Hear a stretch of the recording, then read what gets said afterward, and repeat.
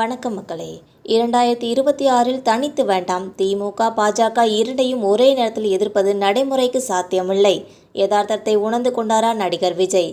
2031இல் தனித்து பார்த்துக்கிடலாம். இப்போது ஒரே ஒரு கேள்விதான். பாஜக கூட்டணியா, காங்கிரஸ் கூட்டணியா? எது நடந்தாலும் ஆட்சி உறுதி. இந்த தகவலை பற்றி இந்த வீடியோவில் பார்க்கலாம் வாங்க. தமிழ்நாடு அரசியல் களம் நடிகர் விஜயின் தமிழக வெற்றி கழகம் என்ற கட்சி தொடங்கிய பிறகு புதியதொரு திருப்பத்தை எட்டியுள்ளதனே சொல்லலாம்.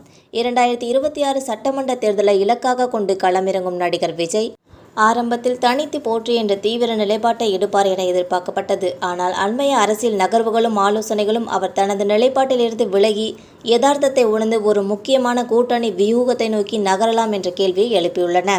ஒரு புதிய கட்சி அதன் முதல் தேர்தலிலே தமிழ்நாட்டின் ஆழமான வேரூன்றிய திராவிட கட்சிகள் மற்றும் வலுவான தேசிய கட்சிகளின் கூட்டணியை எதிர்த்து தனித்து போட்டியிட்டு ஆட்சியை பிடிப்பது என்பது நடைமுறையில் மிகவும் கடினமான ஒரு சவாலாகும்னே சொல்லலாம். தவேகாவின் ஆரம்ப இலக்கு தமிழ்நாட்டின் தற்போதைய அதிகார மையமான திமுக மற்றும் தேசிய அளவில் வலுப்பெற்று வரும் பாஜக ஆகிய இரு துருவங்களையும் ஒரே நேரத்தில் எதிர்ப்பதாக கூறப்படுகிறது. ஆனால் திமுகவின் கட்டமைப்பும் ஆளும் பலமும் நீண்டகால அனுபவமும் எளிதில் அசைக்க முடியாதவை. அதேபோல பாஜக தலைமையிலான தேசிய ஜனநாயக கூட்டணியில் உள்ள அதிமுக கணிசமான வாக்கு வங்கி மற்றும் பாஜகவின் தேசிய அரசியலின் பலம், நிதி ஆதாரம் மற்றும் ஊடக பலம் ஆகியவற்றை கொண்டுள்ளது. இந்த இரு மாபெரு சக்திகளையும் ஒரே நேரத்தில் தனித்து எதிர்கொண்டால் புதிய கட்சியான தவேகாவின் வாக்குகள் பிரியவும், இரண்டாம் நிலை அல்லது மூன்றாம் நிலைக்கு தள்ளப்படவும் வாய்ப்புள்ளது. இது 2031 இலக்கை சிதைக்கும். 234 தொகுதிகளிலும் தனித்து போட்டியிடுவது என்பது ஒரு புதிய கட்சிக்கு, குறிப்பாக சினிமா துறையில் இருந்து வரும் தலைவருக்கு நிதி சுமையை சமாளிப்பது தேர்தல் விதிகள் மற்றும் கண்காணிப்புகளுக்கு மத்தியில் கடினமாகும்.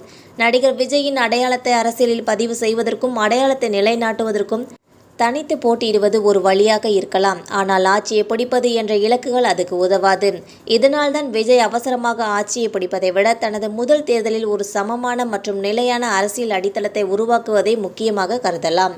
முதல் தேர்தலில் ஒரு வலுவான கூட்டணியில் அங்கம் வகிப்பதன் மூலம் தனது கட்சியின் நிஜமான வாக்கு வங்கி எவ்வளவு, களத்தில் உள்ள நிர்வாகிகள் பலம் என்ன என்பதை கணிக்க முடியும். கூட்டணியில் அங்கம் வகித்து வெற்றி பெற்றால் ஆட்சியின் ஒரு பகுதியாக செயல்பட முடியும். இது அரசின் செயல்பாடுகளில் அனுபவம் பெறவும், களத்தில் மக்களுக்கு நேரடியாக உதவவும், 2031ஆம் ஆண்டுக்கு தேவையான அரசியல் அதிகாரத்தை கற்றுக்கொள்ளவும் உதவும்.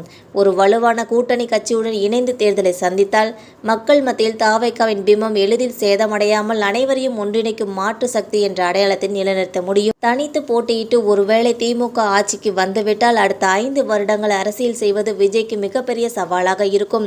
விஜய் இந்த யதார்த்தத்தை புரிந்து கொண்டு என்ன முடிவெடுப்பார் என்பதை பொறுத்திருந்து பார்க்கலாம். இந்த வீடியோ பிடிச்சிருந்தா மறக்காம சப்ஸ்கிரைப் பண்ணி பெல் ஐகானை கிளிக் பண்ணி வச்சுக்கோங்க. அப்பதான் நம்ம போகிற டெய்லி வீடியோஸ் உடனுக்குடன் வந்து சேரும். தேங்க்யூ.